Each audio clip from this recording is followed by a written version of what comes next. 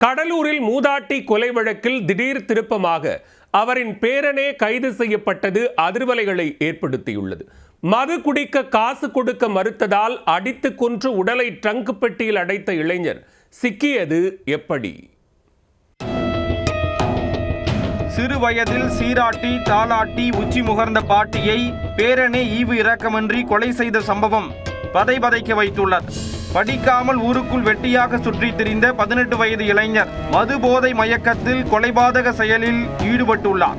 உடலை கைப்பற்றிய 2 மணி நேரத்தில் மோப்பநாய் உதவியுடன் கொலையாளியை போலீசார் தட்டி தூக்கி உள்ளனர். நடந்தது என்ன? கடலூர் அடுத்த வி காட்டுப்பாளையம் கிராமத்தைச் சேர்ந்தவர் சின்னப்பொண்ணு.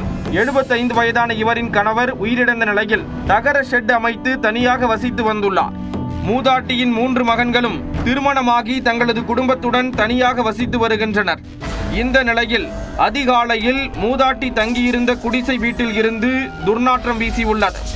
உடனே அருகில் வசிக்கும் மக்கள் போலீசாருக்கு தகவல் கொடுத்துள்ளனர். விரைந்து வந்த திருப்பாதிரிப்புலியூர் போலீசார் வீட்டிற்குள் சென்று சோதனை செய்தனர். அப்போது அங்கிருந்த ட்ரங்க் பெட்டிக்குள் இருந்து துர்நாற்றம் வீசுவதை உறுதி செய்தனர். அதை திறந்து பார்த்தபோது உள்ளே அழுகிய நிலையில் மூதாட்டி சடலமாக கிடந்துள்ளார். பின்னர் உடலை கைப்பற்றிய போலீசார் உடற்கூராய்வுக்காக கடலூர் அரசு மருத்துவமனைக்கு அனுப்பி வைத்தனர். மேலும் சம்பவ இடத்திற்கு மோப்பநாய் வரவழைக்கப்பட்டு குற்றவாளியை தேடும் பணியை போலீசார் தீவிரப்படுத்தினர்.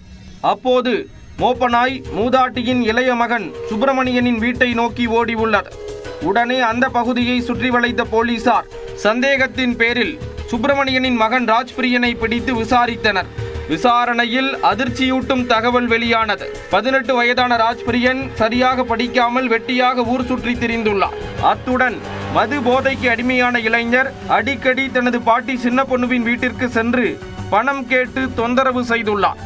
ஏற்கனவே பாட்டியின் நகை மற்றும் வீட்டில் உள்ள பொருட்களை திருடிச் சென்று அவற்றை விற்று குடித்ததாக தெரிகிறது. இந்த நிலையில் கடந்த சனிக்கிழமை இரவில் மது போதையில் பாட்டி வீட்டிற்கு சென்றுள்ளார். அங்கு சென்றதும் வழக்கம் போல் பணம் கேட்டு தகராறு செய்துள்ளார். அதற்கு நீ என்ன செய்தாலும் பணம் கொடுக்க முடியாது என்று மூதாட்டி திட்டவட்டமாக கூறியிருக்கிறார். அதை கேட்டு ஆத்திரமடைந்த இளைஞர் அருகில் இருந்த சொம்பை எடுத்து பாட்டியின் தலையில் ஓங்கி அடித்துள்ளார். வயது மூப்பு காரணமாக பேரன் மூர்க்கத்தனமாக தாக்கியதில் 75 வயதான பாட்டி தனது மூச்சை நிறுத்தியுள்ளார். இதையடுத்து அவரின் உடலை அங்கிருந்த இரும்பு பெட்டிக்குள் வைத்து அடைத்துவிட்டு ராஜபிரியன் தப்பி ஓடியுள்ளார். போலீசின் பிடியிலிருந்து தப்பித்து விடலாம் என்ற நினைப்பில் கடந்த 2 நாட்களாக சகஜமாக சுற்றி திரிந்துள்ளார். ஆனால் போலீசார் பயிற்சி கொடுத்து வளர்ந்த மோப்பநாயே கொலைகாரனை தேடி கண்டுபிடித்துள்ளார். இதையடுத்து அவரை கைது செய்த போலீசார் நீதிமன்றத்தில் ஆஜர்படுத்தி சிறையில் அடைத்தனர். போதை வெறியில் குடிக்க பணம் கொடுக்காத பாட்டியை மகன் வழி பேரனை அடித்து கொலை செய்து உடலை ட்ரங்க் பெட்டிக்குள் அடைத்து வைத்தது கடலூரில் அதிர்ச்சியை ஏற்படுத்தியுள்ளது.